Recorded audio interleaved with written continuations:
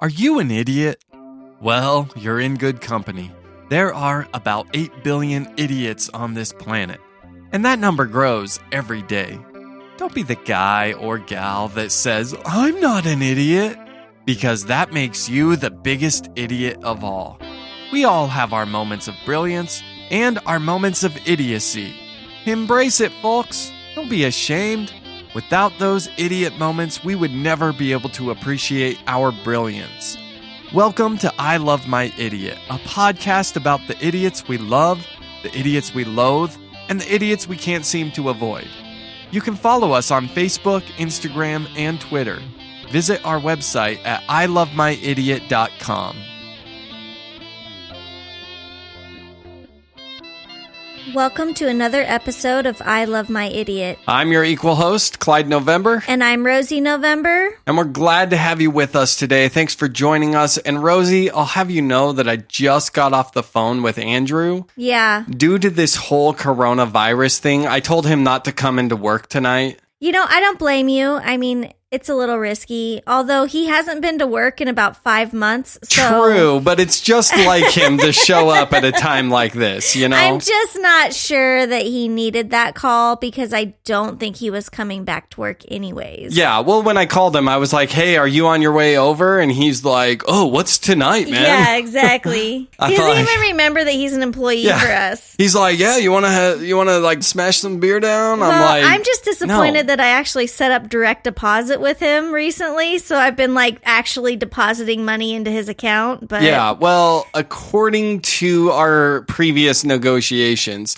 he does get that 1% whether he shows up to work or not.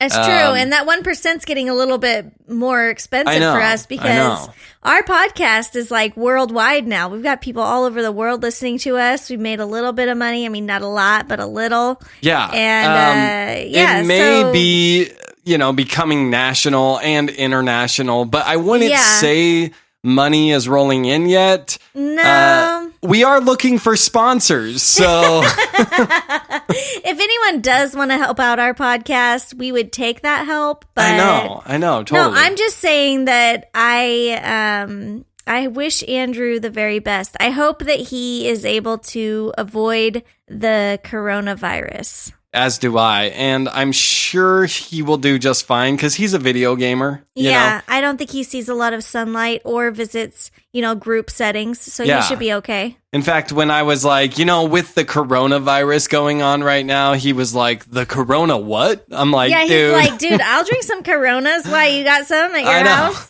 He's like, "I'll bring the lime." I'm like, no. It's something totally different.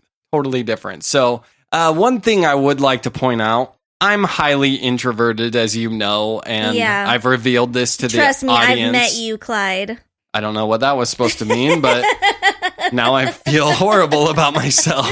Whatever. But this coronavirus thing, while not ideal, it's kind of setting up for, that old song, Gangster's Paradise? It's like an introverted paradise right now. Sure. Right? Like, all I have to do is sit in my house, hang out by myself, read books, watch some Netflix series. It's great. You're in heaven and I'm in hell. Oh, I don't know how this is happening, but my world in the business world has just been turned like upside down as a result of this coronavirus. But your world is great. I don't know. I come home every day and I'm just like, don't even. Like, I cannot speak to you for at least 15 minutes because my days are just like terrible.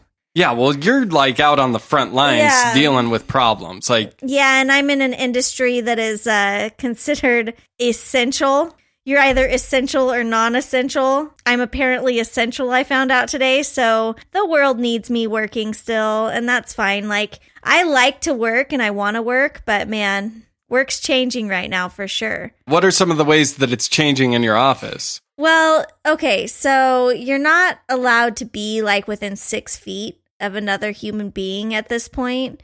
My company is taking that like very seriously. So, if we need to like exchange papers, we have to like leave it on the end of a desk and be like, "Okay, come and get it," and it's so funny because somebody walked into our office today and I was like, what are you doing? Because we've basically put signs up everywhere, like no more patrons coming in and out, you know? And somebody just blatantly just walked in and was like, hey, I need this. And I was like, dude, did you not see the sign? Like, anyways, so now That's a complete started, disregard for human life. Exactly. Come on, like, man. Yes, we are working, but if you need to get a hold of us, you call us at this point, you know? Like, yeah, at least text from the parking lot, right? Exactly. So then we began like locking our doors so patrons can't get in and out. And have they you had anyone like us. pulling on the door and like, your door is made of glass, so they can see you in there. I know. And we're just like, hi, look at the sign, you know, like pointing at the sign, like text us or call us and we'll like bring you whatever you need or whatever. And anyways, it's just made work really weird. But I just felt bad for that guy because I looked at him like, what are you doing in my office right now? Like, get out, you know? There's all these like new ways of greeting a person. So, you know, instead of the handshake, now you have like the elbow nudge or you do the pound it. And yeah, like I actually hurt my elbow because like we came into contact like doing the elbow shake. And yeah, my elbow like hurt for all day because... Did you hit the funny bone? Yeah, I hit the funny bone. And he hit his too, which was really funny because then both of us were like, ouch. Oh my goodness. And then one guy today like did the foot shake, like where you put your foot out and you shake feet to remain, you know, 6 feet apart. Although the elbow like bump, I don't get that because like then you're even closer than 6 feet. Like you're closer than if you just shook their hand, you know? Because your elbow is a lot closer to your center of your body than, you know, your hand. Yeah, but the hand, you know, you use your hand for stuff, right? Yeah. So if you get germs on your hand, you touch your desk, you touch your keyboard, touch your face. Well, yeah. And I think in a lot of ways we've sort of taken it overboard because we've had 4 things of sanitizer installed in our office. You're talking about the dispensers? Yeah, the dispensers. Have you guys been able to actually buy sanitizer for the dispensers? Yeah, like we have a supply guy who apparently still had... Ooh. I know, he gave us the hookup. He gave us like 15 things of sanitizer, but I'm like, dude, there's 4 people in our office. Like, we each have our own sanitizer. It's 2.5 per person. That's great.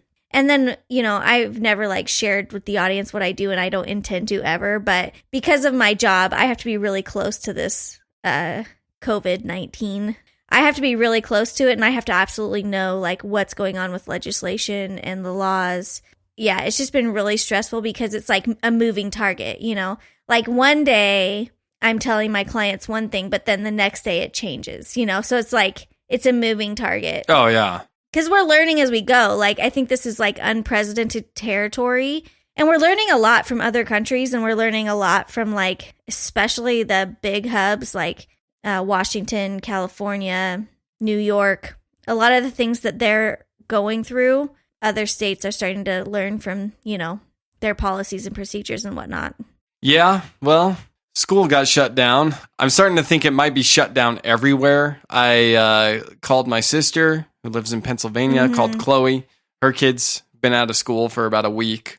We've had the whole week off. Yeah. I don't know if it's shut down everywhere for sure, but I think it's getting there. I think once sports went down, that's when it was like, holy cow, this thing is like real, you know?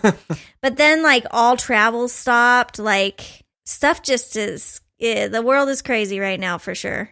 Yeah. I don't think there's a single person besides Andrew who has not been impacted by this freaking coronavirus. You know what I mean? Well, he has now because I told him not to come into work tonight. Yeah. So don't worry. He's still getting paid. Yeah. And hopefully the sound quality has not taken a hit, although it shouldn't have because we haven't seen him in months. So. Exactly. Well, you can get Corona beer real cheap right now because people are actually stopping buying Corona because they think it's related to the coronavirus. I'm like, what kind of idiot are you if you think that Corona beer has anything to do with COVID-19? Like, yeah, it's funny, but people like associate things, you know, and yeah, it's crazy. Yeah. It's like word association. Yeah, we can get like Corona beer for so cheap right now. We should just pay Andrew in that instead of the freaking IPAs that he makes me buy him. How would you feel if you were some company, been around forever, and then all of a sudden they name a disease after your company. Yeah. You wouldn't feel good. You'd be pretty upset, right? Right. I know I would. I don't think that's how that works, Clyde, but okay. I'll go with you. I'll go where you're leading us. That's They're all like, right. okay, this new virus, we're going to name the I Love My Idiot virus. If there's any chance that they could tag our podcast on that, that'd be excellent. Oh, yeah. Yeah. Really bring in the listeners. Dude, for and the hate reals. mail, I'm sure. For reals. I mean, we are gaining listeners every week, but man, it is like trudging through mud to get listeners. Like, Well, there's like I don't know. 100,000 podcasts out there. I know. That's what I heard, but I feel like we're the best, though. Like, I don't know about that. like people like us, you know. People I think do we like do us. a good job. Here's the thing, though. I think we have a niche. Sure. Right? Our niche, I've come to realize because I've heard of a few people who are, say, around the ages between 18 and about 22. A lot of what we talk about, I don't think relates to them as well. Sure. You know, which makes sense. I mean, we're in our 30s. Yeah. We talk about like home improvement projects. Yeah. We talk about raising kids. We talk about fighting Sure. as a married couple and stuff like that, right? Mm-hmm. That's not something that's going to relate to a younger crowd, right? Yeah. If we could just figure out how to hook in a few more, I know, right? you know, 27 to say like 60-year-olds. Exactly. But I don't know. I can't even win over my own mother. And speaking of my mother, she's freaking crazy, right? Why? She's got no fear of this coronavirus. I'm like, I know, like they're still going out to eat and stuff. I'm know. like, you guys are old. Like, stop. like the place, this Mexican place where they always Yeah. go and there's always a line, but they love it Dude. so much. My mom's like, oh, it was great. There's no line. I'm like, yeah, I wonder why. Yeah, exactly. And I've told her, I'm like, older people are at higher risk of actually, you know, once you contract this virus, it being dangerous to your health. And so I'm like, you got to lock down, stay inside, but they won't do it. And so yesterday, there's a knock on the door. Guess who it is? Mom and Dad. Yep. It's Papa November outside my front door. Yeah. We like peek out the window and I just start yelling through the window like, we're not Go opening. away. I'm like, go away.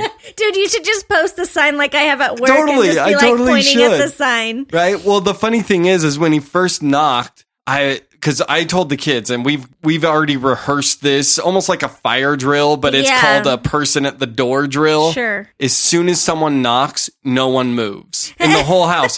Because, you know, I don't know if you've ever been in this situation, Dude. but you knock on someone's door and you can hear movement inside the Oh house, my but no one gosh. will answer. And you're Okay. like, I know you're freaking home. Right? Yeah. So we've actually practiced the no one's home drill. Right? Okay. I just want people to think no one's home. Just please go away. Right? Because the first guy that knocked ever since this whole lockdown thing has started was some guy trying to sell me some bug killer for my Sure. yard. This genius is going door to door in the middle of a pandemic. And I can't help but see the irony that this guy's job title is exterminator. Stop going door to door. Like Dude. this, right? You gotta support that guy. Small businesses need your help. No way. What if my neighbor has like some kind of virus Oh and he my brings gosh. it right over? Seriously. Right? Okay, wait, I gotta talk to you about something, Clyde, because this is ridiculous. But wait. Don't you want to know what Papa November Not was? really. He came over to show me his brand new lawnmower that was Great. it was like one of those riding mowers. It was in the back of his truck. And he's yelling through Dude, the window. he's got a smaller lawn than us. Why does he need a riding lawnmower? I don't know. Oh my but gosh. more importantly, I'm like, amidst this coronavirus, you went to the lawnmower shop? I'm like, he's taking advantage of all the companies that are like desperate for customers and dropping prices. He's just like, this is great. Hopefully. Well, I mean, they're sitting on like 25 years worth of food storage, so they got nothing to worry about, you know? I know, except dying, of course. Yeah. Although I guess you'll get a riding lawnmower out of it. Just what I wanted. Our yard is not big enough to make the storage of that machine Oh my worth gosh. it. Please don't die, November family. We love you. Yes, we love you. Seriously. Everyone stay healthy, not just November family. Like, everyone. I mean, we aren't even allowing them to watch our kids anymore because we want to protect them. Like, seriously. And they just need to stay in their homes. They do. And because they're bad babysitters. No, they aren't. Just kidding. Dude, I cannot believe you just said I know. that. Our kids love going over there. It's like the best. It's like Wonderland. Every time they go, they're like, we can't wait to go to Grandma and Grandpa's. And then as soon as we get there, they're like, Mom and Dad, leave. So I have no idea what actually goes on when we're not there. But whatever it is, it's way more fun than when we're there. Yeah. Because the kids kick us It's out like every once time. Mom and Dad leave, the real Yeah. fun begins. Exactly. Then it's time to party, or whatever. Yeah. So, Did anyways, you? I would like to address this issue that I have with you. Okay. What? Yeah. We got an issue? Yes, you and I have a bone to pick, and I Uh-oh. decided to wait until podcasting time to tell you about what's wrong with you. Every day when I get home, at least one of our children corners me in tears about how that they think the world is coming to an end because of things that you've been telling them during the day. So these little drills that you're doing, you're scaring the shit out of our children. It all started with you inventorying all the food. So then my mom calls and little James answered and talked to my mom for 25 minutes. And the whole time he was crying to my mom and he's like, I don't know what's going on. Dad's counting food. Things is getting scary around here. Every day since then has been something different. You've done these drills with the kids, but then also apparently you're conserving on salsa and sauce and stuff. Don't use all of that because we'll never be able to find more.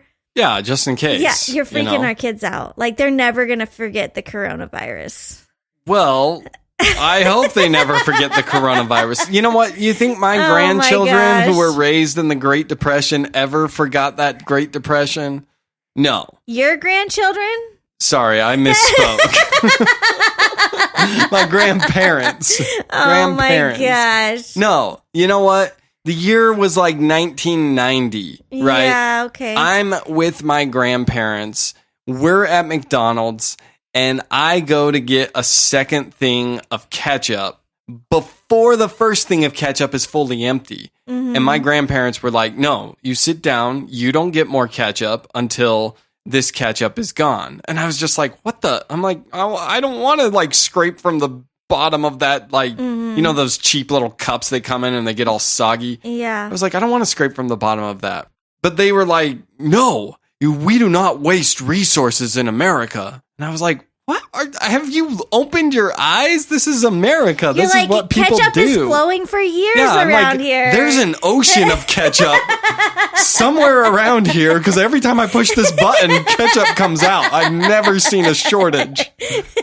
Right?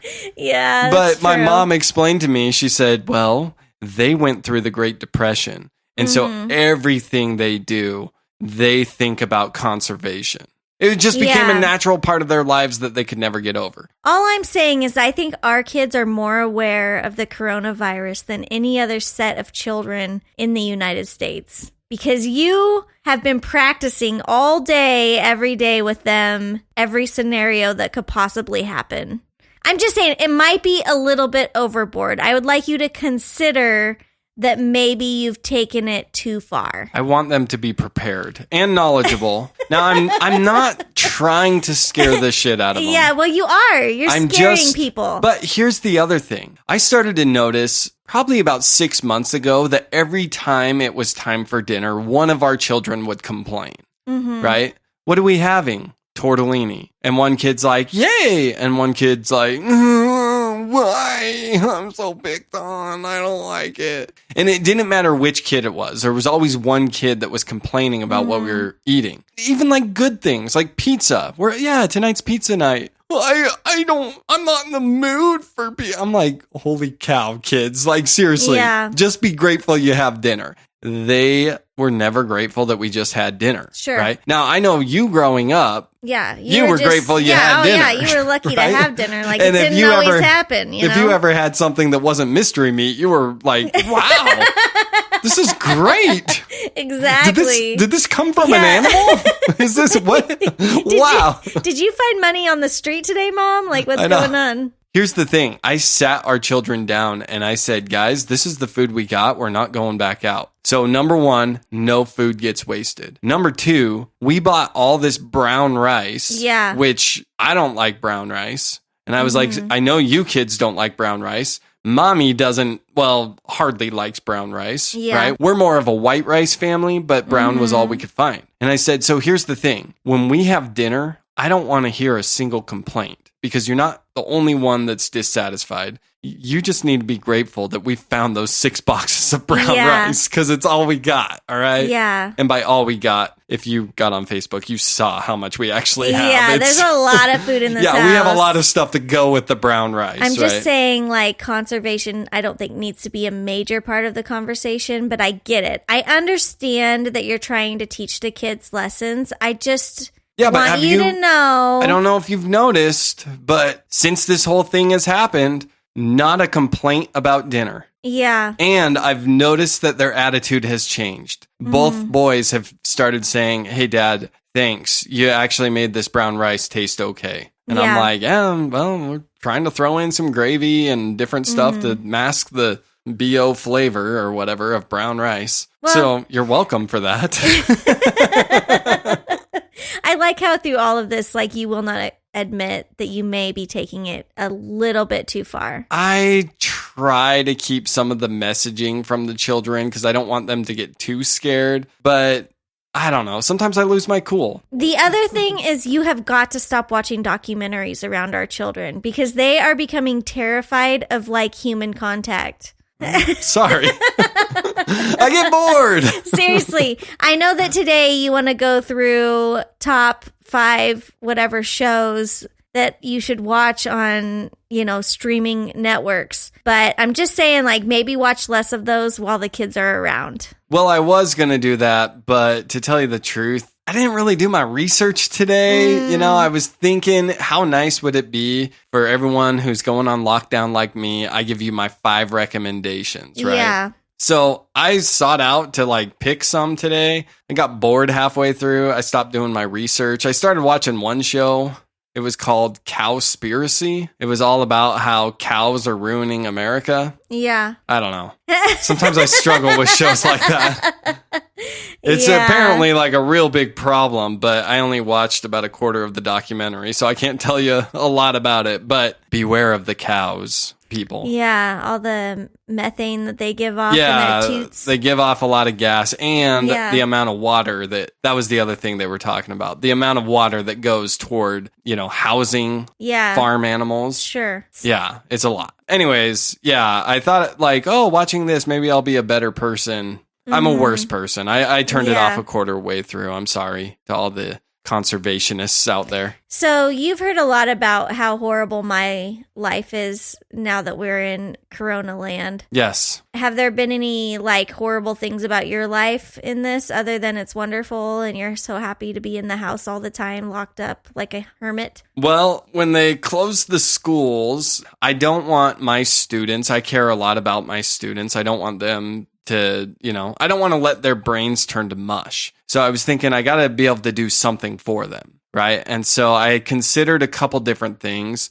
as far as, like, we have programs, math programs that we use that they can access online. So I was like, I could email the parents and remind them of that so that they have something to do. And then I had another thought. I was like, dude, what if I created a special podcast that they could only listen to? And I just call it, like, Mr. November's Class and set it up so that they would have to have a link to get in. So, random creepers out there couldn't get in. And I could just kind of have, like, a message of the day from Mr. November or whatever. Maybe throw in a little bit of humor because a lot of the kids always comment, like, Mr. November's hilarious. And I'm like, I know, kids, you don't have to tell me. I already know. Maybe it would make their lives a little bit better through this whole thing. But then I got the cease and desist from exactly. Not just my boss, but, like, the superintendent, right? Yeah. It was like, no education can be provided in this time because we are obligated to a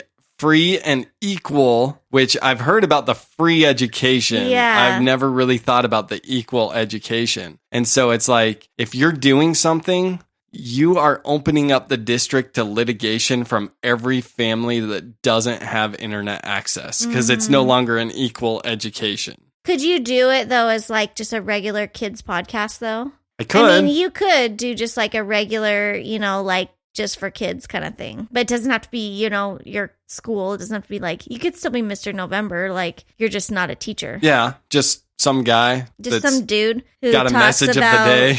probably end of the world stuff to children. Like, it's okay, kids. Sometimes the world is ending. Let's talk about food conservation. It's like, all right, today's letter of the day is A. A for apocalypse. Exactly. Yeah, I'm sure it's exactly what every parent would want their children listening to. All I know is you've been home for 4 solid days and not a single project that we have been working on with the house has been completed. So I think you're taking this time as like a time to like chill out or something. Okay, do we need to go back and review like episode 6?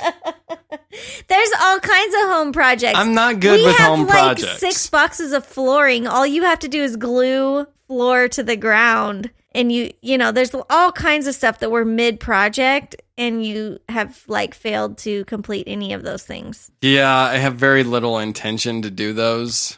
This week, it was kind of a crazy week for Salt Lake City. Like, they had a pretty bad earthquake. And that's where Claudia is. So I called Claudia, and man, they did not need a natural disaster on top of coronavirus. Like, I felt so bad for her. And she's dealing a lot with work, as I think everyone is who's still working out there, right? Yeah. And then to all of a sudden have I think it was a 5.2 earthquake. It was like on too top much. Of it. It's a lot of stress. So everybody in Salt Lake, we're praying for you. We hope you're doing all right. We know that this is a stressful time. Yeah, but we'll overcome it as humans. So I was curious about something, Rosie. I was curious, what did people do before toilet paper? Yeah, they use like corn cobs. They pine cones. Pine cones. No. So it's so funny you are mentioning this because I was actually talking to a guy at work and he said that his parents growing up actually had an outhouse. And what they would use is like the Sears and Roebucker or whatever magazines that used to be like really big. They just like rip one sheet out at a time and use it. Like people got creative on the things that they used before toilet paper. Yeah, I'm familiar with the Sears catalog. Yeah, we know you are. When I was a small child, it was my first exposure to ladies in underwear, right? It got you through teenage years. We get it. We get it. Yeah, no. So, I mean, people have been creative about what to use before toilet paper. Like, they got really creative. Yeah, and I was curious about it, so I looked it up, right? Because here's the thing. People are freaking out over the toilet paper. Sure. And as I've said before, I believe I said this on the last episode, there are other things you can wipe with, right? So I'm like, everyone needs to calm down. There's paper towels, there's napkins. Every time I've been to the store, I've seen napkins. Now, I haven't left the house in about 4 days, so we could be on a napkin shortage now, which I would be personally responsible for since I educated these people, right? Yeah. However, my curiosity led me to this website that was talking about like different places in the world throughout history and how they handled that. Yeah. And one interesting fact I learned, did you know that in some countries, monarchs would not wipe their own butt because it was seen as like a dirty practice that only like a peasant would do? Sure. So they would actually have like a person on staff whose job it was to wipe their butt when they were done. How would you like to be that guy? I wouldn't like to be either person in that scenario because the king or the Yeah, no. I'm a germaphobe. Yeah, but that was before they knew about germs. I think I still would have known about germs. Like, I think that me being afraid of gross things, I'm pretty sure back then even people felt that way. Your instincts would have. Yeah. They're like, I wonder why the wiper always has pink eye. This is weird, right? Well, yeah, so I thought that was interesting. But then there are some Native American tribes, particularly ones that lived coastally, that would wipe using seashells. Some seashells can be pretty smooth, especially the ones that have experienced the erosion from the ocean. Or they just use their hand and like wipe it on the ground. Leaves. Yeah, leaves. I've heard about sticks, Water, right? just rinsing off in the water. Yeah. I mean, back then, I'm sure your poop was like real hard anyways, because I doubt people had very good diets. So you may not have even needed to wipe that much at all. Like now, almost every American's like 48 hours away from a diarrhea, you know? So it's like, I think it's probably more messy now than it was back then. Yeah. Well, in searching for all of this information, I ended up finding a lot of... I cannot believe we're talking about poop on the podcast. This is bad. like rule number 4. True. I'm changing the subject, though, because I did end up finding a lot of hygiene practices that are no longer in use today. Sure. And as I was reading some of those, I was like, I wonder if Rosie, with her childhood and her upbringing, I wonder if she did any of these. Yeah. And one of them that I think maybe you did do was the family bath. Where one person takes a bath and then the next person uses that same puddle of water. Yes, my entire childhood was the family bath. The family bath. It always started with me because I was always the cleanest person in the house. Like, everybody in the house knew I was a germaphobe. It's really funny because I was actually talking to Christine today, my sister. She's working with these old people now. Like, she's a CNA and she works with older generation. And she's like, man, you could never make it as a CNA because everybody's ears would just have to be completely clean.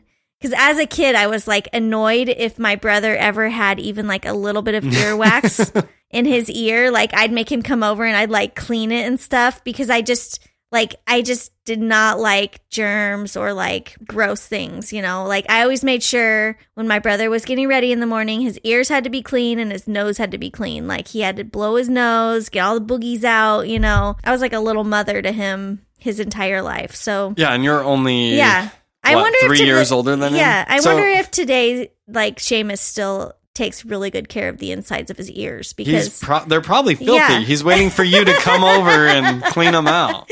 Anyways, it just was so funny because I hadn't thought about that in years, like how I was just obsessed with like making sure that their ears were clean. My sister still to this day remembers me cleaning her ears. Sometimes you grow up with something and you think that's like an expectation, and then you get married and you realize like, oh, you're not going to do this for me.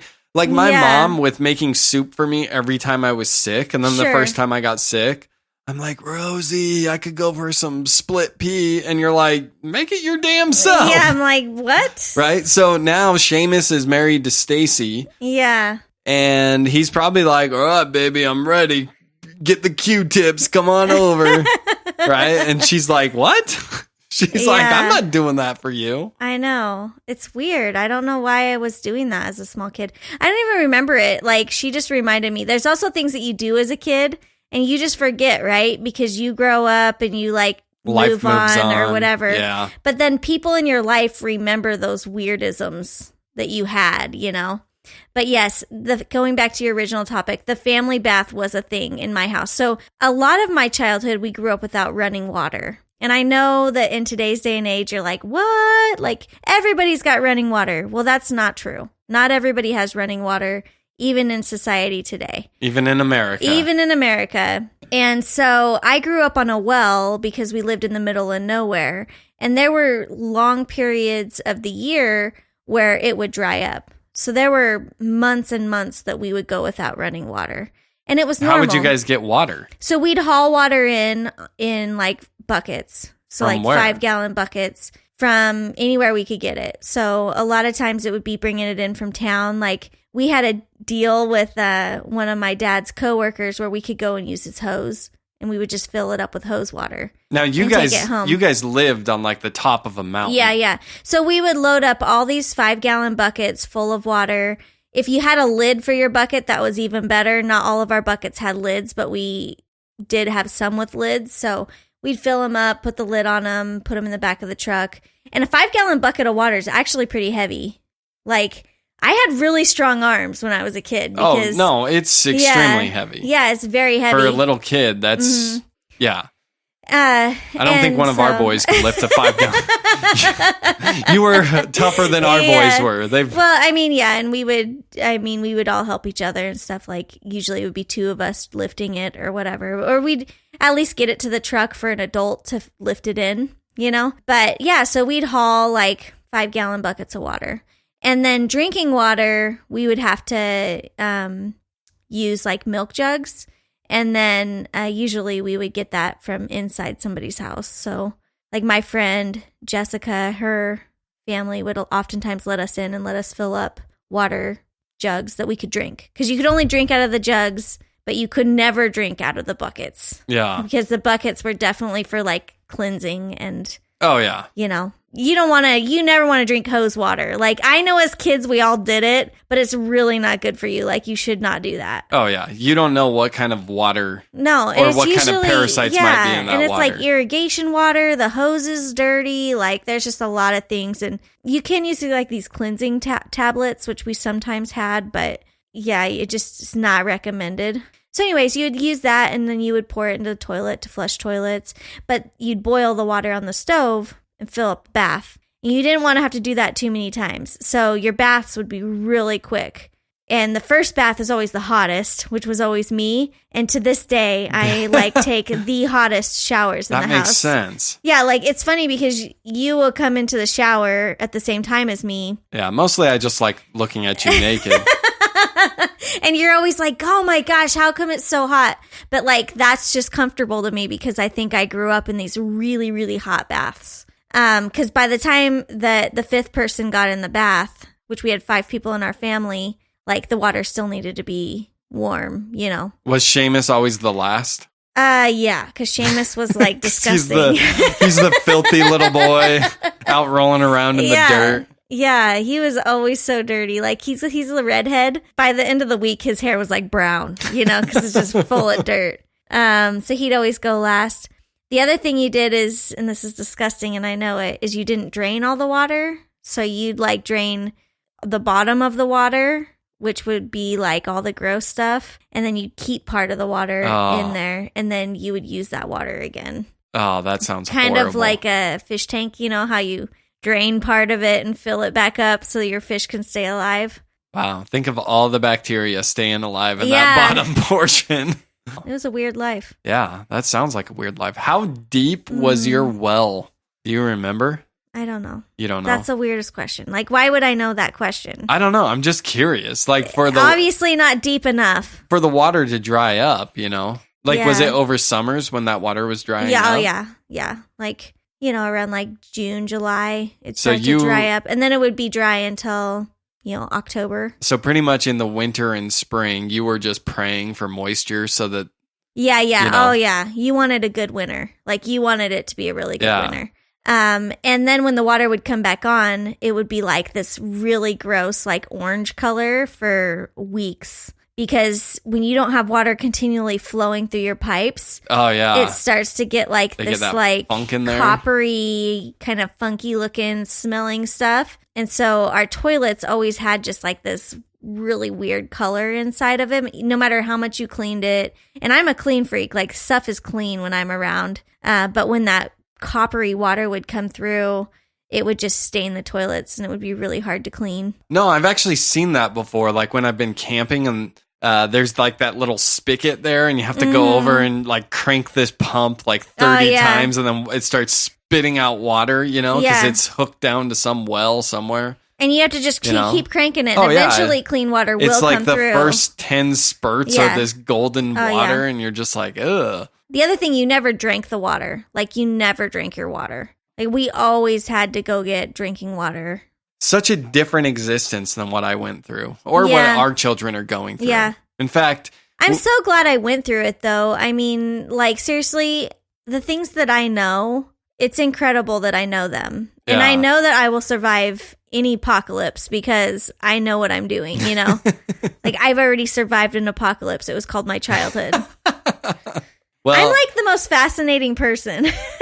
You've lived an interesting life, honestly. I really have. Like, it's crazy to think about life and the things that I've experienced and who I am today, because in my existence, nobody would know that I came from the life that I came from. Yeah, because you're a very well put together businesswoman. Yeah. I mean, literally, I've had people teach me how to put makeup on, like professional people teach me how to dress. because I did not know these things when that I came out of my childhood. Like, you had what you had and you made the best of it, right? And I will never forget when I got my first professional level job, and I just did the best I could. You know, I went to Walmart and I bought the button ups and the pants, and I was like, okay, I'm ready to go, you know? And the first day of work, my boss was like, is this all you own? And I was like, yes. And she's like, this is the exact same outfit you wore to your interview. And I was like, yes, it is. And she took me shopping, and she took me to a makeup store and changed my world. Like, I don't not know what I would be doing right now if it weren't for her. Like, she taught me so much about how to be a lady in the workplace, and like etiquette and language, everything from like what I wore to what I said. And her mentorship was critical to the person that I became in the business world, you know? Sometimes it takes someone taking you under their wing. Yeah. Someone who cares about you for some reason, where they go a little bit beyond just their, 9-to-5 work job and work job. What does that mean? I don't know. And they're like, I'm going to take this person around and show them, Well, I mean, and by the time I graduated high school, I had 3 part-time jobs. So I was working a job and a half, but everywhere I worked had uniforms. And so you just wore your uniform, like one of my jobs was cleaning hotel rooms. I had a uniform for that.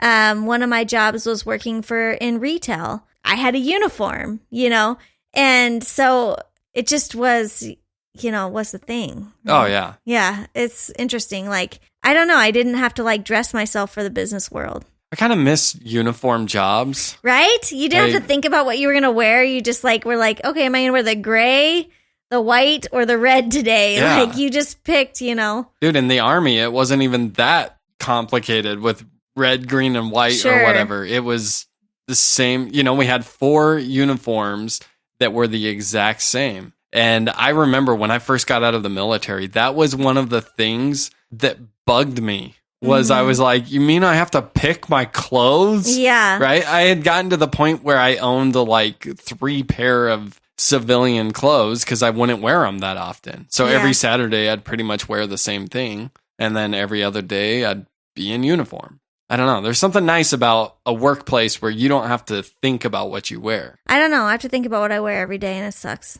Yeah, I do too. But I find the longer I teach, the less I think about. Yeah. Part of it is it becomes instinct and you just know, like, okay, this is what I wear. But part of it, I don't know if you remember this, but my first year teaching, I would wear a tie every day. Like, I would wear fancier clothes. I was like, I really, as like a first year teacher, because I know a lot of parents look down on first year teachers and kind of roll their eyes and are like, oh, great, my kid got the first year teacher, right? Yeah. So I wanted to come across as professional as possible. So the first 3 years of my teaching career, I wore a tie every single day. Like, that was one thing my principal always gave me good marks on. She's like, you are so professional. And I was thinking like, no, I'm actually the same crazy lunatic that I am on this podcast. I'm like, but I wear a tie, so it looks good, It's true. And it's like, if you got a principal that's not actually looking at you that closely, a tie is good enough, It's really funny because you and I are like both very successful in our careers, and we're sort of creating our children to be successful in their future careers. Like, every Monday they're required to dress up in a button. Oh, yeah. They're the only kids in school who are dressed like picture day every Monday. Yeah. This is something new I implicated in the household because I'd say it's been going on for about 2 months. But a while back, I was cleaning out the boys' room and I realized they have all these really cool button-up shirts that we've bought them so that they can look nice on occasion. Yeah. And they never wear them. Some of them still had the tags on and they had almost grown out of them, Mm-hmm. And so I just said, guys, we're implementing dress up day. It's going to be every Monday, right? Mm-hmm. And the pushback I got in the beginning was crazy. Yeah. These kids, you would have thought that they were so picked on. But it took about 4 weeks in a row of me like really holding them to it. And then finally, it got to the point where they would just come down Monday morning without a word and they'd already be dressed nice. And they just like finally came to terms with it. So little Rosie's starting kindergarten next year. Are you going to have her dress up on Mondays too? Absolutely. She's going to wear a dress? Yes, I'm continuing this for the rest of their lives. And Rosie called me out because she's like, you're making the boys dress up nice and then you go to work looking like that? Yeah. Which, looking like that, I wear a collared shirt every day. I know, it's like a polo. Still. So I, in support of our children looking not like homeless kids, I have started wearing a tie to work on Mondays again. It's exciting. It's nice. Everybody looks nice on Mondays around here. It is. But the first Monday where I showed up with a tie on, someone I worked with said, oh my gosh, do you have a job interview? Are you leaving our school? I was like, no, I'm just trying to look nice. And they're like, tell me the truth. Where's it at? What school are you applying to? It's funny because right now at work, it's like dress casual day every day because, we're not like seeing a lot of patrons, Because other than the guy breaking in the door, no one's coming to your office. Exactly. And I'm not really, I am doing still visits, but it's just far and in between, But I don't have enough casual clothes. So I've literally been dressing up every day. In fact, I wore a suit yesterday and everybody at work's like in jeans and like t-shirts.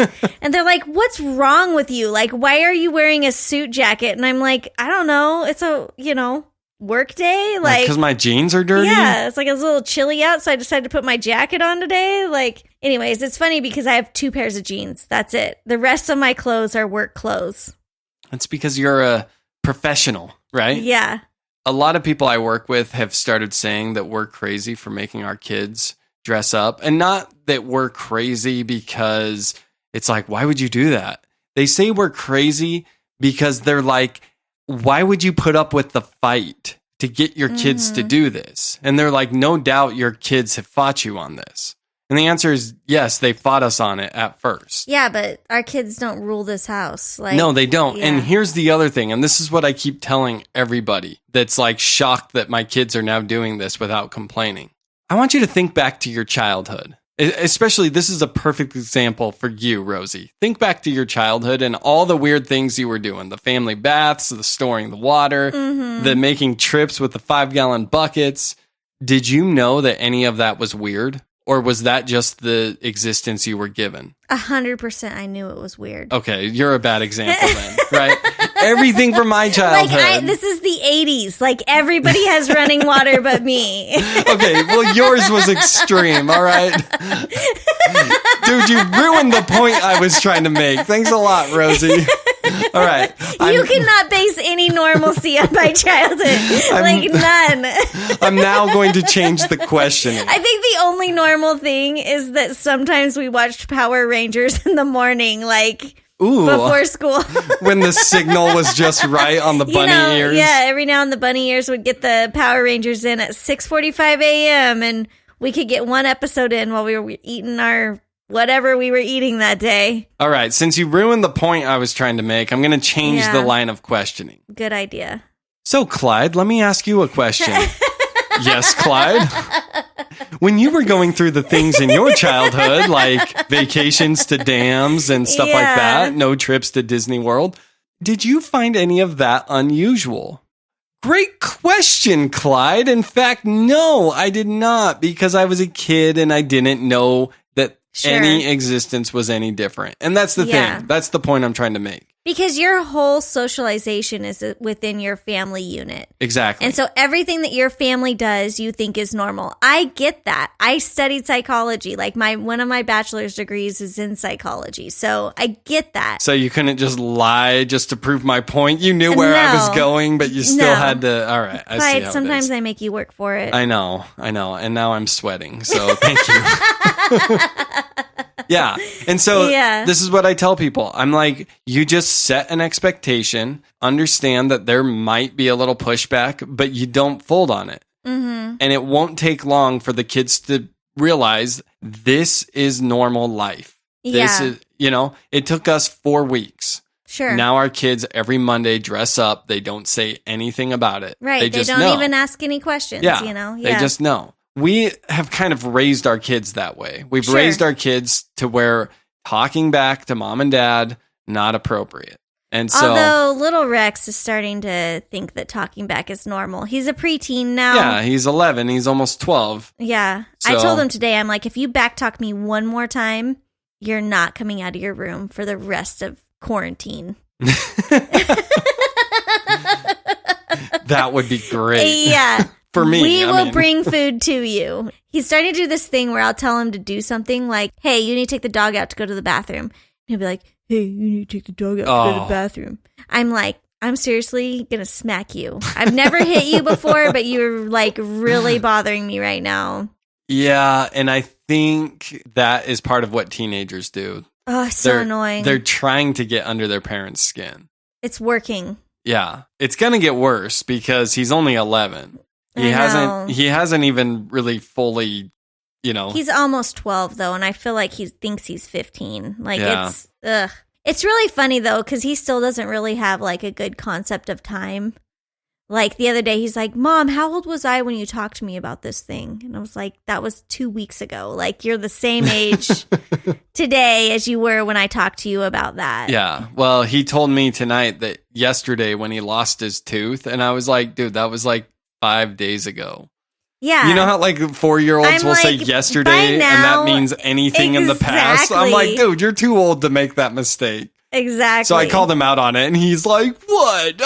You know what I meant. No. I'm like, say it right. Yeah, well, this is what we do in the November family. We call each other out. Yeah. One thing that I think is interesting is I've been so far removed from like the socialization of my childhood or even my hometown that I'm starting to actually forget things that I've experienced until somebody reminds me. Because life is now what it is now. Like right now, Christine is out of water. Like she doesn't have running water right now on her property. So her saying that kind of brought back some of that memory? Yeah, it's like, wow, the things that she's still worrying about are stuff that I'm like, man, I haven't had to worry about that in forever, It's kind of interesting. I don't know. I don't know if it's good or bad, like, because I think part of me hopes that I still remember, but then the other part of me is like, well, it's fine if I forget, Well, I don't necessarily think it's a thing where it's like, I'm trying to forget or anything like that. No. I think it's one of those things where as humans, we have so many problems that all of our focus goes into the current problems we're facing. Yeah. Right. And sometimes I think a current problem can remind you of a problem from the past and allow you to reflect on it. But the thing is you haven't faced a current problem similar to that. Right. And so you don't have constant reminders. Yeah. Even like car problems. Like we grew up, we never had a running car. Every car was like a hoopty, right? Like barely would run, if at all. It was not uncommon to have to push start a car. You know what I mean? Was your family the kind of family where dad comes home and immediately goes to the garage or whatever to work on the car? We did not have a garage. But yes, he would go out to the outside and he would work on the car because, it always needed something done. But also that was until I was like 11, 10, and then dad was like gone. Yeah. So then it was just, you either had a car or you didn't have a car. Usually mom's car ran somewhat, but it was real iffy. Like broke down all the time, right? And then you would get rid of that car and go buy another cheap car for like a couple $100 and it'd get you for like another few miles, Yeah. And so we had, in my childhood, we probably had like 50 cars. Like it was never a car that was like the family car. Like we didn't have the van like you guys had, It was like, oh, are you talking about the Toyota that caught on fire or the Nissan? It was just like crazy because it was a different car every month, Yeah. Well, don't get me wrong. I mean, we had two vehicles that were the staple of our childhood. The 76 Chevy van that looked like a giant Twinkie and a 1969 Chevy truck. These cars were pieces of junk, but my dad was the dad that would come home from work and immediately change his clothes and just start working on those cars. And it was like at least 3 or 4 times a week, he would go work on one of the two cars and do just enough to keep it running so that he didn't have to get a new car. the thing is I remember riding bikes back then up and down the road. Mm-hmm. It seems like every fourth or fifth house, there was a dad outside working on some car. Yeah. You don't see that anymore, you know? They make cars too complex to like fix on your own now. I haven't had car problems in 12 years.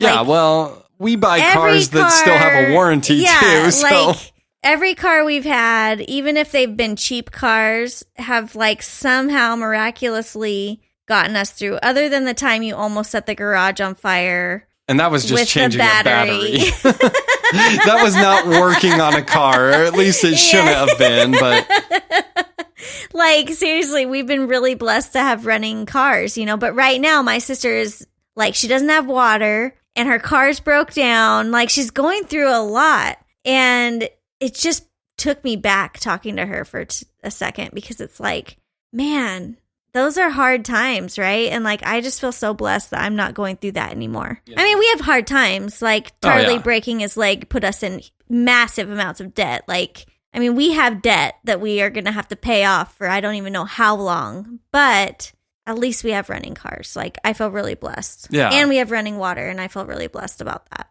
So the other thing about my childhood is we really did not do entertaining things. Like, entertainment was pounding on rocks outside, you know, digging holes, stuff like that. But our kids are having like a totally different existence. Like the other day, we took our kids to dinner and a movie. And by the other day, she means before the outbreak. 8 days ago. You know? Let's put things in perspective here. We're on lockdown as of 4 days ago. Seriously. I was looking at emails from 2 weeks ago, and I was like, Rosie didn't have to worry about a lot back then, and now the worries are so much different. I know. Remember the days when I used to work like 5 days ago? Seriously. I know. No. Yeah. When you had to work? I am still working, Clyde.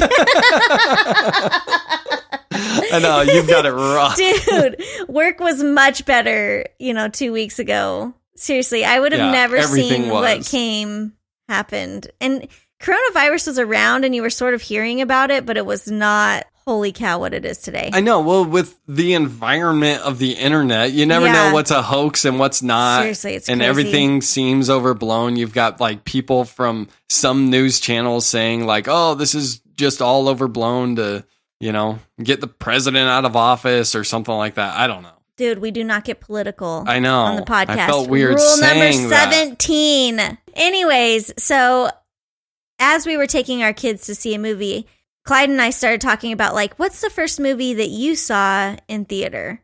And the first movie that I saw in theater was The Titanic. And I was like, maybe like 12 or 13 when that came out into the theaters. So it's just crazy. My kid is basically 4 years old and already going to see movies pretty frequently. And I didn't see my first movie in a theater till I was like way older. Yeah, and for our boys, pretty much their whole lives since James was about 2.5. Yeah. I would say it's about at least once every 2 months, but usually about once a month we take them to the theater. Yeah, well, we have a dollar theater, so we're really lucky because there is a cheap theater in town. We call it the dollar theater, but it's like $5. Yeah, you pay like, I don't know, on Tuesdays you can get in for like $2. And so we usually go on a Tuesday for, $20. We can all watch a movie and it's pretty affordable and cool. But yeah, it's like crazy to think about just like how different our kids' lives are, Yeah. One thing about my childhood is that my parents were old parents. Mm-hmm. I was the baby of 5 kids. As I was growing up, I had this resentment for my parents because all of my friends' parents would do fun things, right? And sometimes it wasn't even necessarily like we're going to take you to the movies or we're going to take you to Chuck E. Cheese or something like that.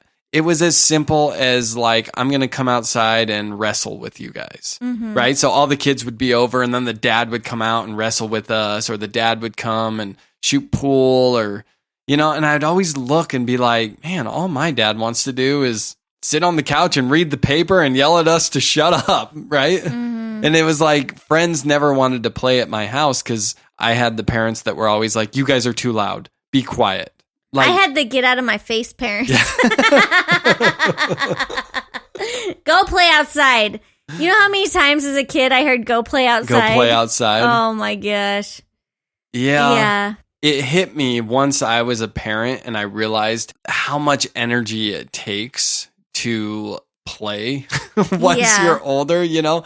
And my parents, I mean, by the time I graduated from high school, my dad was in his mid-50s, you know? Mm-hmm. So when I was coming up, he was in his 40s, and a lot of my friends' parents were in their late 20s, you know? And so I didn't understand it as a kid. I was always looking at these other parents being like, well, that dad has energy. How come my dad will never play with us?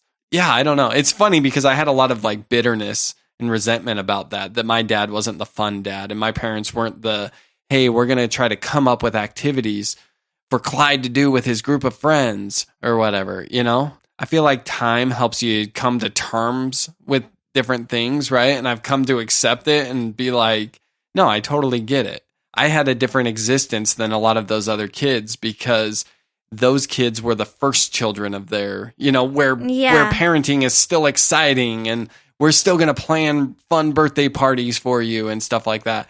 I had the experience of like, yeah, we're kind of done parenting at this point, so you're on your own, you know? And that was sad for me, but I survived it. You did, and prospered. Look at you now. I know. Look at you now. It all led me to this spot, you know? I think a lot of times it's important to reflect on your childhood and reflect in a way where you're looking at it through adult eyes. You know, I think so often, and this took me a long time. I would say until I was about 28 years old. It took me until I was about 28 to reflect on my childhood through adult eyes. And once I was able to do that, I was able to get over some of the anger and bitterness I had about just dumb things that upset me as a child. Eventually, we're going to be looking at our early adulthood, too, with the same lens as we're looking at our childhoods. You know what I mean? Like, oh, yeah. Because the distance will be that far apart. And, yeah, I've just been really reflective lately about the lessons that I've learned even through my young adulthood. I would say the thing that helps me reflect on my early adulthood is when I hear about someone doing something that I'm like, that is an idiot move. Yeah. Right? And then you hear their age and it's like, well, they're 23. And then you think back like, well, what was I doing when I was 23? Yeah, exactly. You know? You were an idiot too then. Yeah, you know exactly. what I mean? But to think about the things that like young people are worrying about right now, it's so strange because it's different than I think even the things that we were worried about. Because they have this whole big social media piece, right? And I was never worried about somebody liking a picture that I posted on something. Now, social media was around. It was in its infancy, though. But it was, it was around, but I just don't think it controlled lives as much as it does now. Because people were socially getting used to what is this and creating importance around things like likes, you know, or hearts or emojis. Like those things weren't really around, you know. And some of those stuff hadn't really become a thing yet. I remember when I first got on social media, likes weren't a thing yet, right? Like people weren't liking pictures. You'd look at pictures and you'd be like, you'd comment like, hey, I like this picture. Nice picture. But there wasn't just a simple, like, I'm going to click here. And here's the other thing. I think when that social media first started, I go back to when I returned home from Iraq. That was the first time someone was telling me, you got to get on this. And I was like, why? And they're like, everybody's on MySpace. And I'm like who? Well, everybody. And I'm like, I'm not on it. And they're like, yeah, you're literally the last human to be on it. And then I'd ask like 10 of my friends, like, hey, are you all on MySpace? And they'd be like, my what? Although they were all in Iraq with me too, so they missed the start of it as well. But pretty soon we were all on it. And what's really interesting is you had some people that were better as internet figures than they were in real life. You know what I mean? I had a friend that could not approach a girl and talk to her for the life of him. If his life depended on it, you know, yet he always had some internet girlfriend. Sure. And they would have these long, deep conversations. And I'm like, how come you can't look a girl in the eye? Sure. But you can have this amazing relationship online, Yeah. you know? And so it kind of... Clyde, you shouldn't talk about yourself this way. No, I couldn't look a girl in the eye and I couldn't talk to them online. Yeah, you had Too both, scary. Yeah. Too scary. Yeah, the only way I could get you to even realize I liked you is I had to actually make a move on you. Totally. And then you were even questioning, wait, does she like me? Like, Totally. what does this mean? I know. I don't know. Well, and then you analyze it for 4 days and you like send me a message that's like, hey, so that scooch, when you scooch close to me, like, so you into me? Or? It was almost like the first grade note. Yeah, Do you like exactly. me? Yes, no, Yeah, maybe. Check one. Click the box, you Yeah, know? It's like, exactly. seriously, Clyde. Yeah. Well, and here's what I noticed. When I was getting on social media in those early days, first thing I was trying to do is find the kids that I went to high school with, right? Yeah. And what I was finding is the kids that were popular in high school didn't seem like they were that great on social media. Mm-hmm. Whereas the kids that were not popular in high school suddenly had this avenue to like shine. Mm-hmm. You know what I mean? And I was just thinking like a lot of these people that were popular in high school, they were social creatures and Yeah. they were still living their lives as real lives. Whereas a lot of the kids that were just isolated in high school, they were thriving online and creating these internet personas that I would look at the pictures and I'd be like, that is not the person I remember you being, you know? Yeah. And maybe it was growth by going through college or something like that helped them come out of their shell. Or maybe it was all an internet persona. I don't really know, you know? Yeah. But yeah, we kind of saw that social media in its infancy. Yeah, I'm just saying, like, the things that young people care about now, it's changed, it's evolved. You want to know something that's really interesting? Yeah, sure. What? Is there's going to be a generation of people, let's just call them the Coronials. Dude, we got to patent that. Rosie just had a genius moment. The Coronials. People who are born out of this terrible tragedy of a virus that's spreading the world, right? Here's another interesting thing to think about. When you think about your senior year of high school, what are two things that you remember? My long hair. I will never forget my long hair. No, two activities. Piling in the car with kids I barely knew to To go drive where? across the state No. for the state championship football game, which we won. Oh State champs, my baby. gosh. Woo! Oh my gosh. People listening are going, Clyde, there are two very important things that happen your senior year of high school. I don't know what you're getting at.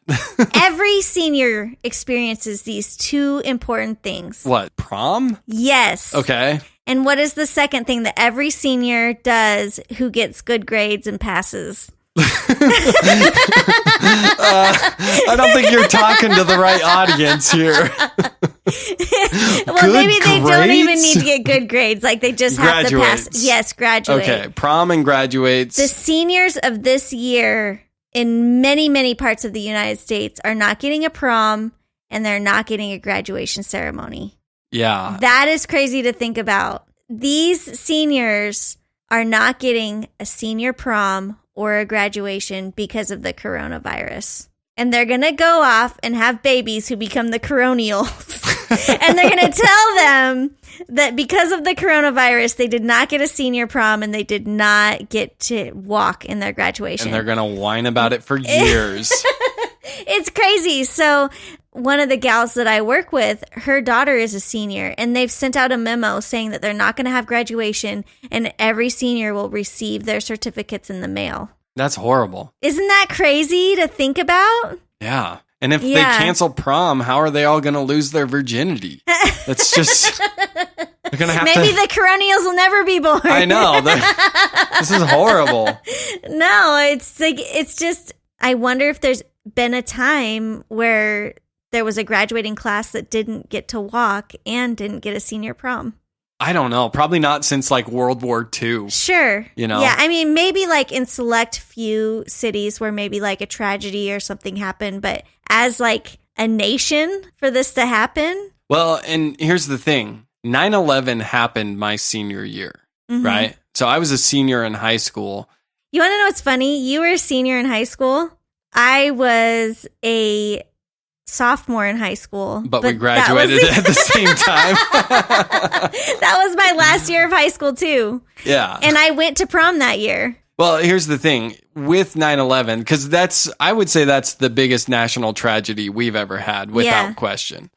Yeah, they still had prom, though. Oh, yeah. Like, it kind of hampered what people wanted to do for a while, but it didn't take long before you're like, okay, we can, go in public again. Yeah. I think if I remember correctly, they like shut down the NFL just for that next upcoming Sunday. And everyone was still kind of in panic where they're like, should we be in large crowds? Like, does that make you an easy target? But it didn't take long to kind of get past that, Yeah.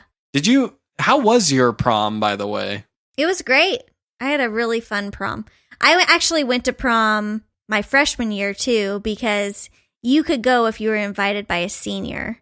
And I had a really good friend who was a senior, and he invited me to prom. And so I went with him freshman year, and then sophomore year, I went with my high school boyfriend, who was my high school boyfriend through my first 2 years of college. So we were together for like 6 years or something crazy. Sounds like a drag. Yeah. In fact, it was really funny because I only had 2 boyfriends before you. Well, 2 like serious boyfriends. Yeah, 2 Let's serious. not forget your first grade Jamie or whatever. Sure, yeah. No, I mean I had like little like I hold your hand, we're going out relationships. Little flings where then you're too shy to even look at each other. But I would say like serious relationships, I only had 2 before you. So I went to prom those 2 years, and then my junior year of high school I went to prom. Even though I wasn't going to high school anymore, I was going to college. I actually went to prom with my sister and brother, which was really fun. And then what would have been my senior year, I went to prom as a senior.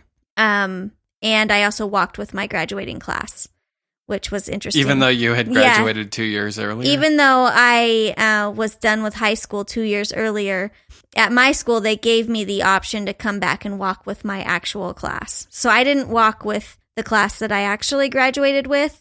I waited 2 years to walk with my class that I like went to school with from kinder all the way up. Nice. Which was kind of cool. Yeah, and I walked with my best friend, Ben. Yeah, it was just super fun. That's awesome. So I went to 3 proms. My first one was as a junior.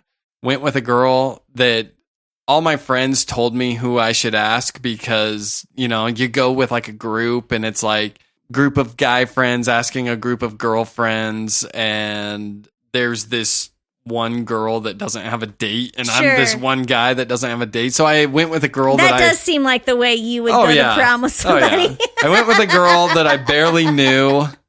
Yeah, she had very large hands. No, she was very attractive. Definitely out of my league. Oh my gosh. Right? She was very attractive, and my dad was like, son, I'm going to give you some money for prom. And I'm like, okay, because, my parents had a policy. We don't work during the school year. We focus on school, which I did very little of that. But yeah, you should have been working. Yeah. So my dad gives me some money, gives me like $60, right? And I'm like, okay. Well, the place where we were going was one of those grills where they cook in front of you. What are those called? Like hibachi or something? Yeah. It was like one of those Japanese grills, and they put on like the ninja show where they're flipping their spatulas around and they act like they're like ninjas. Anyways, when they brought the menu out and I looked at the menu, I realized I was screwed. Right? Yeah. I had like 60, maybe it was 80 actually. I had like $80, and the cheapest item on the menu was $25.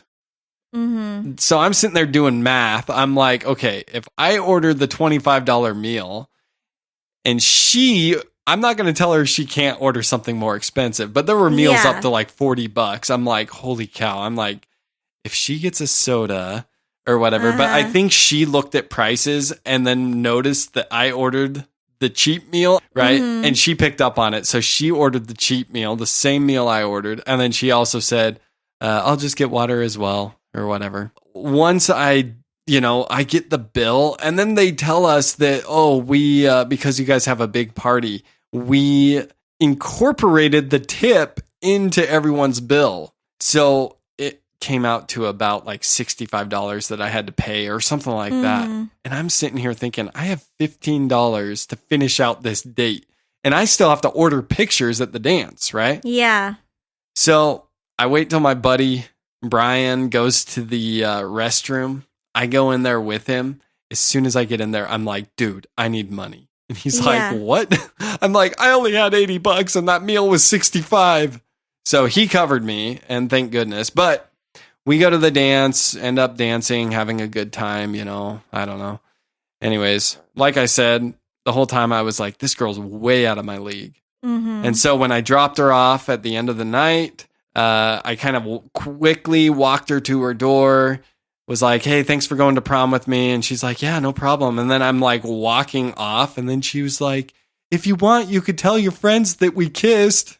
And I was like, okay. I'm like, dude, why? I'm like, what the heck? Like, why didn't you just actually kiss me? Yeah. So then I get back. She didn't actually want to kiss you. No. But, she didn't want to come across as a prude, apparently. So I get back to the car. I wish she had kissed you so you have more practice at it before you met me. I get back in the car, and my friend Brian, he was the one driving, and he's like, did she kiss you? And I was like, well, no, but she told me to tell you that she did. So that was kind of weird, but you want to know what's funny? Every high schooler now has a debit card. That is weird. So, like, they aren't carrying cash, and they're not worried about running out of money. You know what I mean? I know, and a cell phone. Like, I totally could have texted my dad and been like, Dad, I needed more money. Yeah, right now, they just have to, be like, Dad, transfer more money into my account. Venmo me, Dad. Yeah, exactly. It's like, seriously, it's just so different. I know, it is different. Like, they can't even relate to the fact that you needed cash or that you even had cash. Yeah, they're like, what is cash? Yeah, exactly. Is that green stuff you see in movies about bank robberies? Oh my gosh. Yeah, well, my next prom was with my high school girlfriend. This was like my first serious girlfriend. Not as fun, honestly. Yeah. I don't know what it was, but I don't know. It was sort of early in our relationship, and it was the first time I realized that she had like that bitchy side, if that makes sense. Which everybody's got. Well, you dated crazies. Like, I did. All of your serious relationships were crazy. And it just happened to be prom night where I realized, like, oh, this girl's got a side of her that I've never seen before. It's really funny. I recently Googled her. Yeah, that was uncomfortable. To try to see, like, where is she now, And, like, all this stuff was, like, still single, likes men and women. Yeah, which I know for a fact she went through a lesbian phase after high school.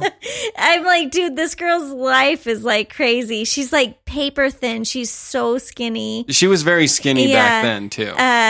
But she looks like possibly eating disorder at some point. Maybe she does drugs sometimes, occasionally, recreationally. Yeah, it just was really funny because her whole life and her profile was just like, holy cow. Yeah. This person has basically never left who she was in high school. No. Like, the site I was looking at was also saying, like, estimated income, $19,000 per year.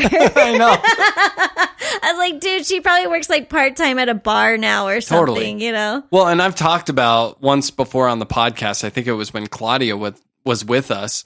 I've talked about how you want to win the breakup based off of long-term results. Sure. Some people after a breakup, they're like, hey, look, I hit the gym. I lost a little weight. Or my next boyfriend was hot or next girlfriend was hot. I won the breakup.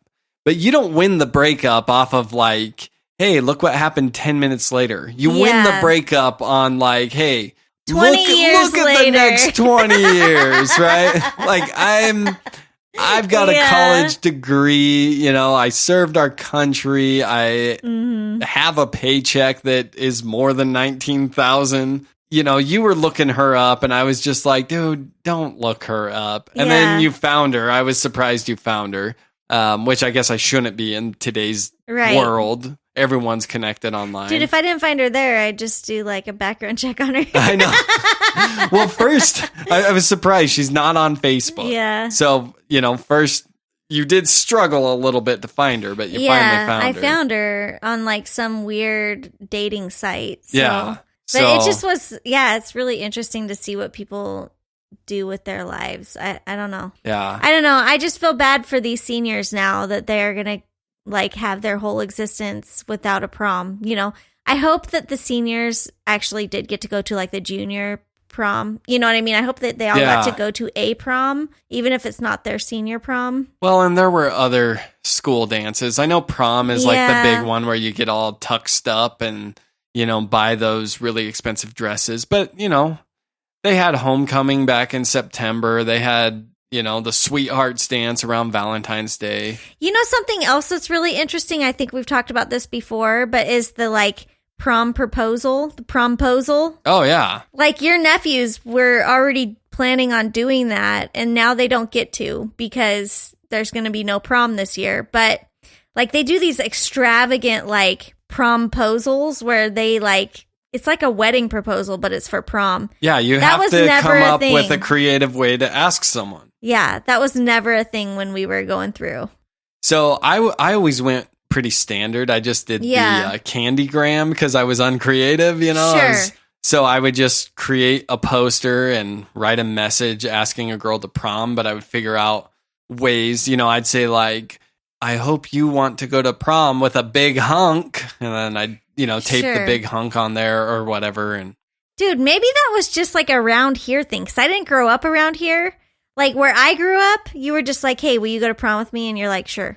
See, and if someone around here, because there were so many kids that were getting asked in fun and creative ways, if you just asked someone bluntly, oftentimes they'd say, yeah, if you can think of a fun way to ask me.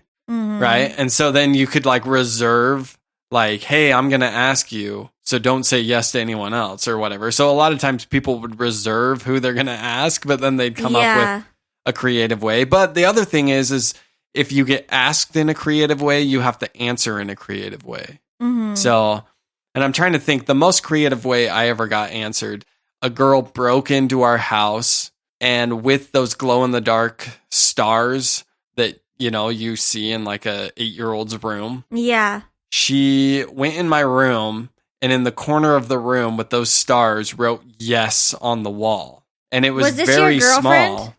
No. This Huh. was just some girl that was my friend that I asked to go to homecoming with me. Huh. And I had no idea that she broke into our house or whatever until that night. I'm laying in bed. The lights are out. I have my eyes closed and I suddenly open my eyes as I'm like adjusting and I see the word yes in the corner of my room. And I just lit up. I was like, yeah, she said yes or whatever. Yeah. So it must be a cultural thing around here. It's just maybe just has gotten to what it is now where it's these huge, like extravagant things. Like last year, your nephews went to prom and the way that he asked was he like froze a note inside of a Ziploc bag that was like, will you go to prom with me?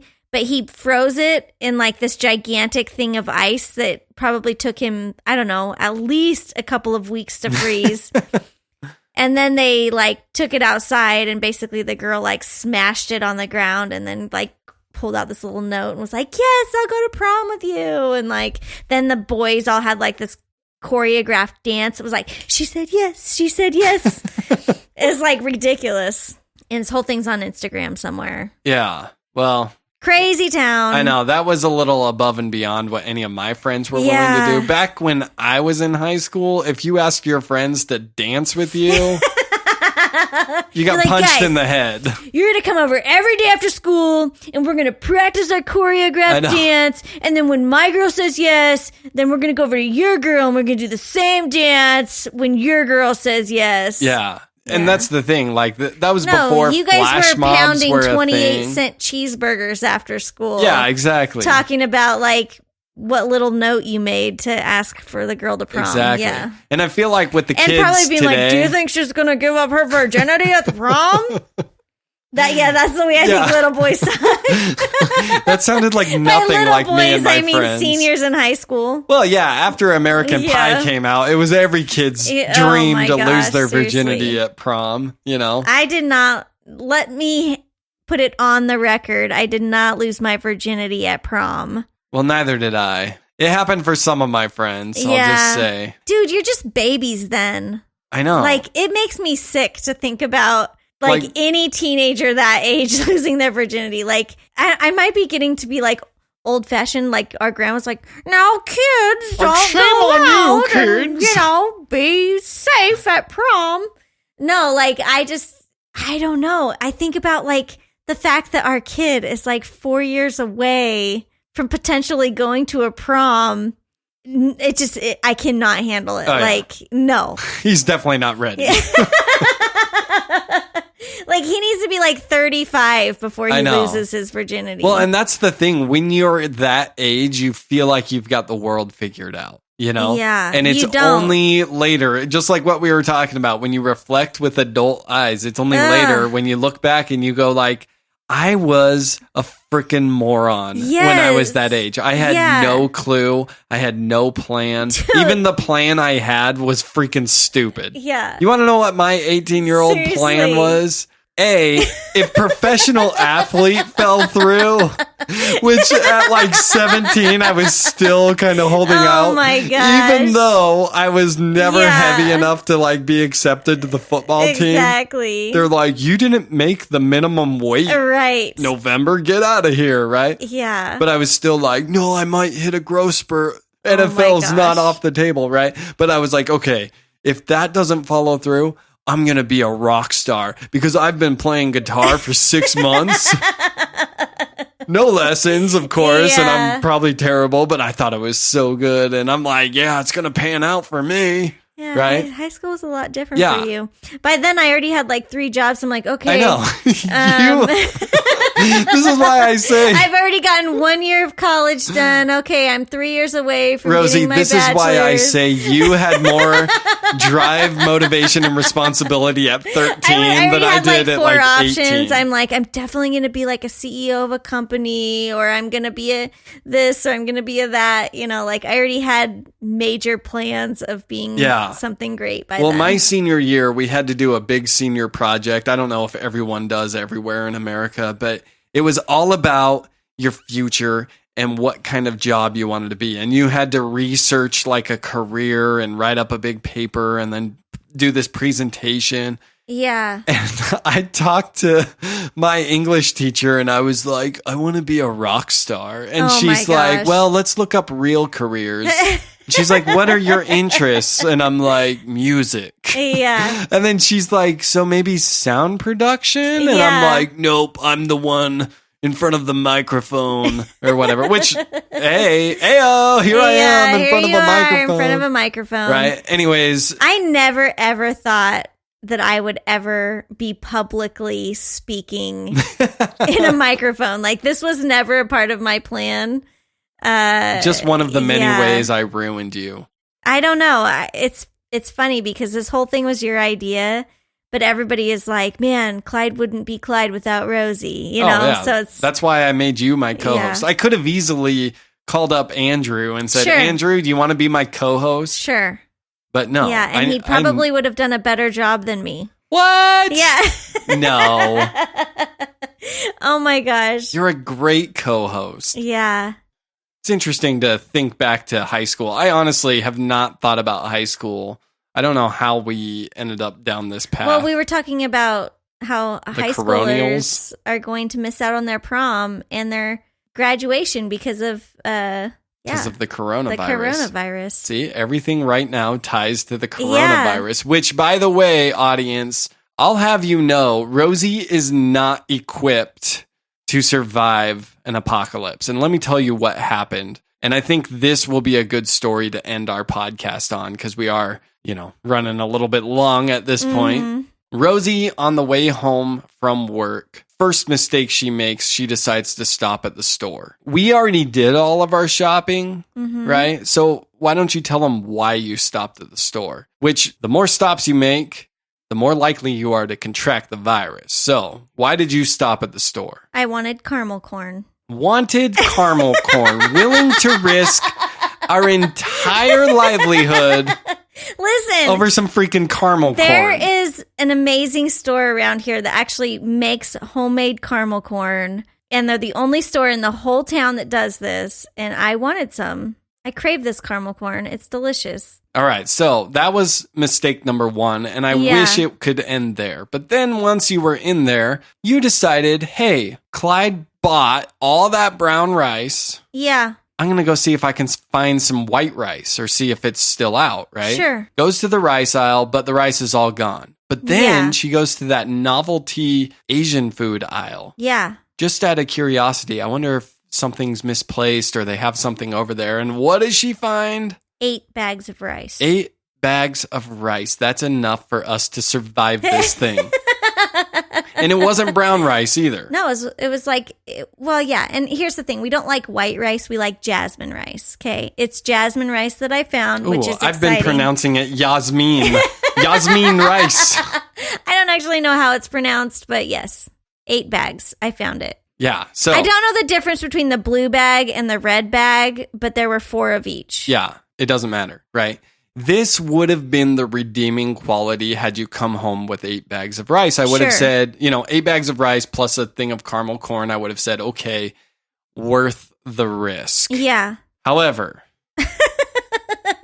then she's walking around the store Yeah. and some guy comes up to her and says, hey, you got rice? Yeah. And I she's was like, I found yeah, rice. I This got is awesome. rice. And she said, yeah, last 8 bags. And then he starts giving some sob story and she connects to the sob story because apparently Because I have a heart. the guy starts going on about how his wife is gluten-free. Samesies. And he's just so worried about their livelihood. Samesies. Because he can't find rice. Yeah, I know. I could relate to him. And so what did you do? I gave him half of my rice. You gave him 4 bags Mm-hmm. of Yasmin rice. Or Jasmine. I did. Yes, I gave him 4 bags, and I do not regret my decision. I feel like God's going to bless me with an abundance of rice because I was so giving to give the last 4 bags to this gentleman who was struggling to find rice for his gluten-free wife. Well, you are a better person than me. I'll tell you that much. I would have Dude, been you're like so hardcore about this stuff. We're yeah. not even going to get through the 4 bags that I bought before the coronavirus is completely gone. I would have been like, look, sir, your sob story is probably fabricated, okay? I will admit that he looked at me weird, the fact that I was eating caramel corn in the store before I bought it. Yeah. Which had I been there, I would have told you to put that caramel corn away. I mean, I was reserving that hand only for caramel corn so that I wasn't like touching things. You don't want to eat in public places right Yeah. now. That's all I'm going to say. I don't know. I would survive, and he's going to survive too because I shared my rice with him. I don't know. I But feel like you are not when equipped. I did that though, and I came home and I was like, "Oh, I was telling you the story." You looked at me with a death glare like I've never seen before, and I got through the whole story thinking you were going to say, "Oh, that was such a nice thing," and you were like, "You gave away 4 bags of rice." You mean the death glare You're didn't like- give it away that I You're was like, disappointed? "Are you freaking crazy?" And I was like, yes, Clyde. I gave away 4 bags of rice. It's fine. We still have 4. Look, I brought 4 home for you." Look, if that 4 bags of rice ends up being the difference, Yeah, I'll never forgive you. it's fine. I'm ready for divorce at any time. As soon as you want to cut me out of this deal, we'll take halvesies and be done with it. Just high five and Yeah. go our separate ways. I love you, Rosie. Sorry, I don't know why that pause was so long. All right, everybody. Thank you for listening to our podcast. We hope you've enjoyed our episode. Make sure you check us out on the interweb, especially now that you're home, quarantined, lots of time. Get us out of the deep web. You can listen to us on any of your favorite podcasting platforms. My personal favorite is Spotify. iHeartRadio. I've been preaching that one for a while. Make sure you click follow, too, so you know when we have new episodes out. You can follow us on Facebook, Instagram, and Twitter. Stay healthy, stay safe, stay inside. And don't forget to tell your idiot, or at least some idiot, that you love them. I love my idiot. Let's just call them the Coronials. Dude, we got to patent that. Rosie just had a genius moment. The Coronials.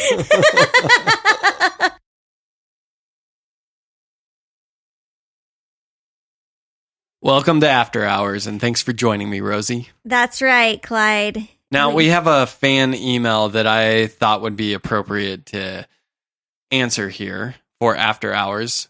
We were trying to fit it in earlier. It didn't really work out. So, here we go. This from Dale. Yeah. Hi, Dale. From Southern Oregon. Thank you for listening. Are you friends with Lynette by chance? She's from Southern Oregon. Do you know Lynette? Lynette, do you know anyone named Dale? Yeah, Dale might know you. Dale said, you end every episode with, don't forget to tell your idiot you love them. Dale asks what we mean by an idiot. Right, because Dale happens to be a single dude. I mean, he's looking for an idiot. He hasn't quite found his idiot. Yeah. So he feels like that might be an unrelatable statement. I understand where Dale is coming from, right? At first, I thought Dale might be a troll because of the way he said, what do you mean, tell your idiot you love them? Yeah, but it's really hard to convey tone. Have idiots to love. So we really, Dale, we're actually going to turn your frown upside down. Your idiot can be anybody in your life. It could be the person that you see every morning at the coffee stand that smiles at you and gives you a little bean on your coffee cup. Yeah, I've tried telling that person I love them. It doesn't go over well. I wouldn't go with that person. Dale. Yeah, but I feel like Dale might be like one of those churchy people who tell everybody that they love them, like, Jesus loves you. Like he meets them and is like, praise be. It's like, I hope you have a blessed day. I want you to know that I love you. That's how I picture Dale. Yeah, that reminds me. I work with a person that ends every email with the word blessings. Yes. Like instead of sincerely, it's like blessings. Yeah. And then their name. Sure. It annoys me. Dale, your idiot could be a friend. Maybe it's your best friend. Maybe it's a friend sometimes you see. It could be a coworker. It could be a coworker. It could be a child in your life, say a niece or nephew. Be careful before you tell a coworker that you love them. You make sure they know, make sure you have a good relationship with that. I was thinking more like a bro that you work with. Do not walk up to some random female you work with, especially if you're her supervisor, and tell her that you love her. Bad advice. All right. Don't do that. It could be your pet dog, though. Sure. That could be your idiot. You know what, Dale? If there's absolutely no one in your life and there are no pets in your life, you look yourself in the mirror and you say, Dale, I love you, my idiot. I feel like that's the route Dale is going to end up taking. I just have a weird feeling. Just a weird feeling. Dale, no offense, Dale, but I've been there. You may be the idiot that you love. And honestly, Dale, I hope it works out for you because I feel like what you're waiting for is becoming someone else's idiot. Women can be idiots. Sure. But who's usually the idiot in a relationship? It's the guy. So, Dale, you hang in there. You keep telling idiots you love them. One of them is bound to, put their arm around you. What if Dale's into the dudes? That's fine. I got no hatred for that. If he's into the dudes, there's still another idiot out there waiting to love you, Dale. Okay, I don't mean to stereotype here, but judging by the picture on Dale's profile, not into dudes, and just you bringing that up is going to like throw him off. But dude, he'll have something else to send us a hate mail about next week. Be like, he's like, now I cannot relate to your entire podcast. Your after hours suck. Yeah, sorry, Dale. Dale, we're trying to please you in every way that is pleasing. Well, I don't want to please him in every way. I mean, let's leave some mystery in here. Anyways, Dale, there's all kinds of idiots out there that you can love. There's an idiot somewhere that you love. There's got to be. Or call your father. Sure. That's right. Tell him you love him. Yeah. Because at the end of the day, there's not a single person here that isn't an idiot from time to time. Every single one of us is an idiot.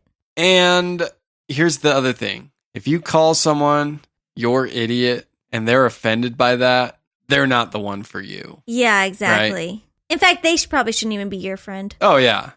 Mm-hmm. Like, I remember the first time Rosie called me an idiot, and I was like, what?